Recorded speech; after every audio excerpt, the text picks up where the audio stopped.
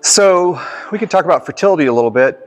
To know what we have in the soil, we do soil testing every couple years. And so you take a farm, like this is a map of a farm, and it lays out all these grids, and those are spots where they go and test the soil. And so what it does then is it gives us a map of what the true fertility is in the soil. So you can see the different colors. So you can see what the soil fertility is in those areas. So this one here is the phosphate, that's the potash, and that's the lime that's needed. And so instead of just going out there and on a big farm, just taking a sample what the farm is, this gives you a more detailed look, kind of like when you go to the doctor, you go into the doctor's office, they can say, oh, you're sick. Well, maybe we need an x-ray. On some of our farms, this is a 2.5 acre grid.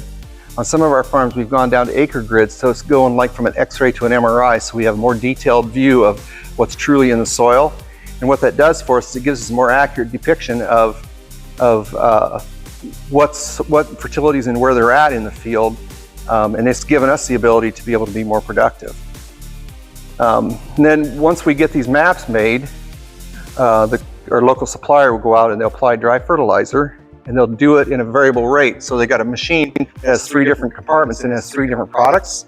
And as they're going through the field, those compartments, the doors open and close on them, and apply fertilizer variably across the field.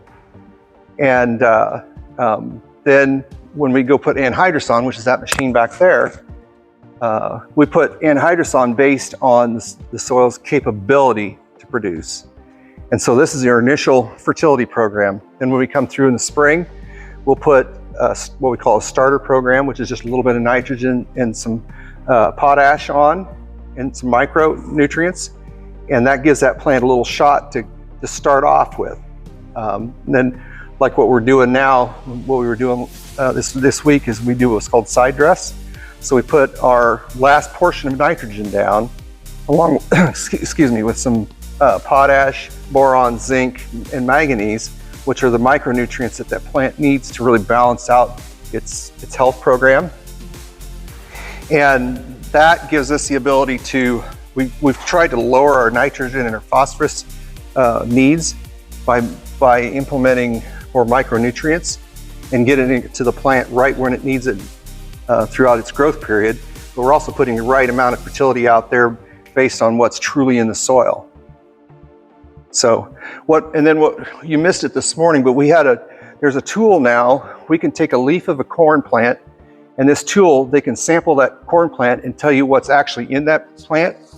So this is a sample that we sent leaves off and had them analyzed, but it tells us all the nutrients and where that plant is at today for those nutrients. So what's the nutrient level? We want it all up in the green if possible. But you can see we're deficient on a couple different things right here. So then through our season, we usually put a couple test plots out, and we tried different corn hybrids out. And what that gives us is the information on the newest and latest hybrids that are coming on the market, and allows us to make better decisions on the right stuff to plant on the right place. And once we've analyzed that data at the end of harvest, we finalize our seeding plan. Then our seeding plan turns into a spreadsheet like this, and this has a list of all of our farms and all of our hybrids. Then when we go to plant, it just tells us what what farm we're at, and what hybrids we need to have, and how many bags of each that we need to have.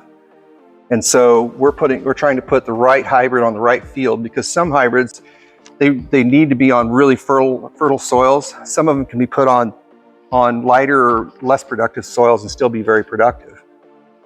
So I have a question. Do you think that the using technology nowadays in agriculture is making people to lose jobs?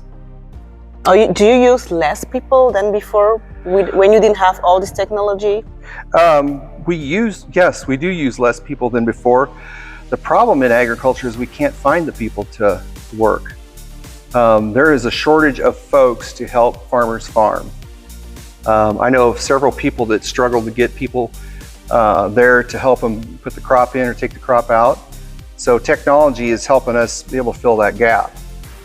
Until that gap is filled, technology is going to be something that's going to have to grow to be able to fill those positions. So why do you think that people nowadays run away from agricultural work? Partly, if they want to be a part of it and actually farm, there isn't a lot of people that have the stomach for the financial burden that farming puts on a person. Like farming does not pay well? It's a lot of borrowed money. You're putting a lot of money out every year to put a crop into the ground. So the cost of putting a crop in is, a lot of people just do not have the stomach for borrowing that kind of money. You know, when you go buy a new tractor for $500,000, you know, it's more than some people's homes. And so you get multiple ones of them. You think of the amount of dollars that you have of investment. And part of it is people just don't want to work the crazy hours. You know, most farmers in the busy season, they're working 60, 70, 80 hours a week. And folks have found that they just, you know, the family time is more important to them. So being employed by farmers is like actually working the same hours? Because I was mostly talking about employment in agriculture. Like my question was more like, do you think that using technology is like creating a gap in the employment? You mean like for agronomy people? Yeah, like for workers. No, I think like do machine replace human being in farming? Not necessarily. No. You're creating positions for more skilled workers. Okay. Those are, what's that? More efficient, more skilled people. You know, that's where you know, folks that go to school for an ag degree, they have a place in agriculture because they can fit into, you know, agronomy sales. They can do AMS. There's a lot of different things they can do, and it's creating a lot of skilled jobs. There's a shortage of people to do what they call AMS or the computer work. You know, the computer support. There's a shortage of those folks around, and they just, today we struggle. You know, like our local dealer. His computer guy, I know that one day he said he fielded 150 phone calls in one day when people were starting to plant.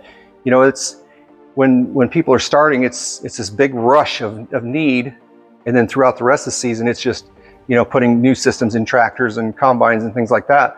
But it's just, there's a gap there.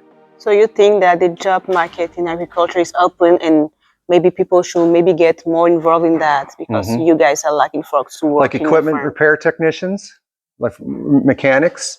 Okay. They just in general, that type of stuff, there's always a shortage of those folks. Okay. And those are technical jobs now. I mean, you have to know computer. You have to understand how to work through a computer system to be able to figure out a problem. It isn't just hey, I see this is broke. Sometimes there's a system failure, and you have to be able to hook up to the cab of the tractor, the cab of the combine, hook your computer up and analyze codes and figure out what that code was caused by. You know, it could be a sensor somewhere, it could be a component that's gone bad, but you need to understand what caused those components to fail.